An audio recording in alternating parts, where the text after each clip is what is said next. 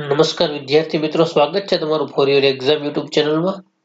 આજે આપણે ડિસેમ્બર મહિનાની જે એકમ કસોટી છે તેમાં ધોરણ 6 ના ગણિત વિષયના પેપરનું આપણે સોલ્યુશન મેળવવાના છીએ. તો ચાલો જોઈએ.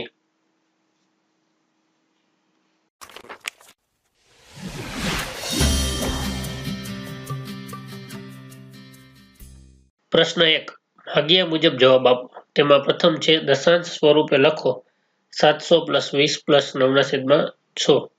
તો એને આપણે દશાંશ સ્વરૂપે લખીએ તો 720.09 આવી રીતે લખી શકાય. શબ્દોમાં લખો. બીજું છે તો 11.8 આવી રીતે પણ લખાય અથવા 11.8 આવી રીતે પણ લખી શકાય. સ્થાન કિંમત કોષ્ટક બનાવીને લખો. તો સૌપ્રથમ 18.65 છે તો એક એ દશકના સ્થાનમાં છે એટલે 1 × 10 વત્તા 8 એકમના સ્થાનમાં છે એટલે 8 + 1 + 6/10 અને વત્તા 5/100 એ શતાંશમાં છે.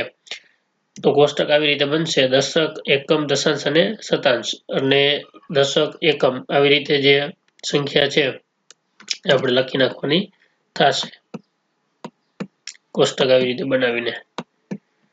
આગળ જોઈએ. 4 છે અતિ સંક્ષિપ્ત સ્વરૂપમાં લખો 0.25. એને આપણે અતિ સંક્ષિપ્તમાં આપીએ તો પોઈન્ટ કાઢીએ એટલે નીચે 100 આવી જાય અને 25 અને 100, 25 ચોક 100 એટલે 1/4 એ એનું અતિ સંક્ષિપ્ત રૂપ થાય. નાની મોટી સંખ્યા માટે યોગ્ય નિશાની કરો. તો 0.5 કે 0.6 તો એમાં 0.6 મોટા આવશે. ત્યારબાદ 4 કે 0.9 તો એમાં 4 મોટા આવશે. 0.4 કે 0.04 તો અહીંયા 0.4 એ મોટા થશે. 1.531 કે 1.590 તો પાછળ 90 છે અને અહીંયા 31 છે એટલે 90 જે સંખ્યા છે તે મોટી ગણાય એટલે 1.590 મોટી સંખ્યા આવશે.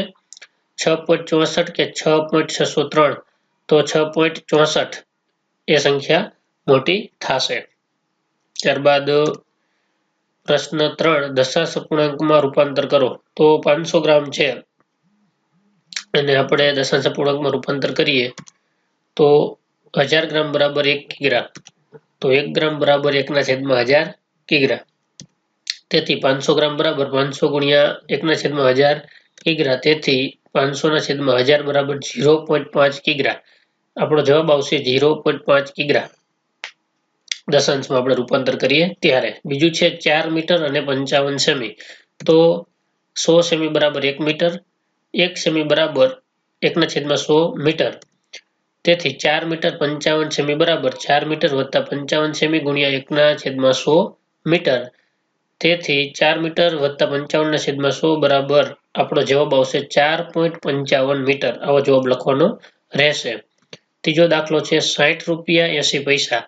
તો એમાં પણ એવી જ રીતે 100 પૈસા બરાબર 1 રૂપિયો, 1 પૈસા બરાબર 1/100 રૂપિયા. તેથી 60 રૂપિયા 80 પૈસા બરાબર 60 રૂપિયા વત્તા 80 પૈસા ગુણ્યા 1/100 રૂપિયા. તેથી આપણો જવાબ આવશે 60.80 રૂપિયા. આવો જવાબ આવશે. દાખલા ગણો 280.59 વત્તા 24.2 વત્તા 38. તો એ દાખલો અહીંયા આવી રીતે એકમ, દશક અને 100 ની નીચે સંખ્યા આવી રીતે મૂકી દેવાની. એનો આપણે સરવાળો કરીએ તો 342.79 જવાબ આવે. ત્યારબાદ બીજો દાખલો બાદબાકીનો છે. તેમાં પણ એવી જ રીતે 5.306 -2.052 તો એનો જવાબ આવશે 3.254. આગળનો દાખલો જોઈએ. જીમીલે ગણિતની ચોપડી રૂપિયા 37.50 અને વિજ્ઞાનની ચોપડી માટે રૂપિયા 34.60 ખર્ચ્યા. તો જીમીલે દ્વારા ખર્ચવામાં આવેલી કુલ રકમ શોધો. તો જીમીલે 37.50 ગણિતની ચોપડી પાછળ ખર્ચ કર્યો છે અને 34.60 વિજ્ઞાનની ચોપડી પાછળ ખર્ચ કર્યો છે. તેથી બંનેનો આપણે સરવાળો કરીએ તો 72.10 રૂપિયા કુલ ખર્ચ થાય. તેથી જીમીલે 72.10 રૂપિયા કુલ ખર્ચ કર્યો હશે. ત્યારબાદ આગળનો દાખલો જોઈએ. વિદિત દરરોજ 30 કિમી 50 મીટરની મુસાફરી કરે છે. તેમાંથી તે 10 કિમી 300 મીટર અંતર રિક્ષા દ્વારા અને બાકી રહેલ અંતર બસ દ્વારા મુસાફરી કરે છે. તો તે બસ દ્વારા કેટલું અંતર કાપે છે? તો કુલ મુસાફરી છે તેમાંથી આપણે રિક્ષાનું અંતર આપણે બાદ કરી દઈએ તો આપણને બસનું અંતર મળી જાય. તો કુલ મુસાફરી 50 મીટર છે એટલે 0.50 કિમી બનશે. ત્યારબાદ રિક્ષા દ્વારા જે અંતર કાપે છે એને આપણે બાદ કરવાનું છે, તો રિક્ષા દ્વારા -10 કિલોમીટર અને 300 મીટર છે એટલે 10.300 કિમી રિક્ષા દ્વારા કાપેલ અંતર, એને આપણે બાદબાકી કરીએ તો 19.750 કિમી બસ દ્વારા કાપેલ અંતર. તો વિદિતે 19.750 કિમી અંતર બસ દ્વારા કાપેલું હશે. તો વિદ્યાર્થી મિત્રો, ધોરણ 6 ગણિત વિષયનું જે પેપર સોલ્યુશન છે તે પૂરું થાય છે. જો આપને વિડીયો ગમ્યો હોય તો વિડીયોને લાઈક કરજો અને અન્ય વિદ્યાર્થી મિત્રો સુધી પણ આ વિડીયોને શેર કરજો.